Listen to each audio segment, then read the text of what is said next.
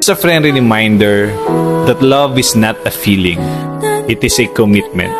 Alam mo, sa totoong buhay, hindi naman palaging masaya ang isang relasyon. Dadaan at dadaan kayo sa maraming problema, maraming pagsubok, maraming misunderstanding, tampuhan, away, at haharap kayo sa buhay na hindi naman madali. Kakaroon kayo ng sawaan, mawawala yung excitement, yung spark. Kasi nasanay naman talaga kayo sa isa't isa. Pero alam mo, sana ang wag mawala sa inyo is piliin yung mahalin yung isa't isa. Na sana kahit anong pagdaanan yung pagsubok, andyan kayo para sa isa't isa. Lagi niyong pinipiling tulungan, palagan, at mahalin yung isa't isa.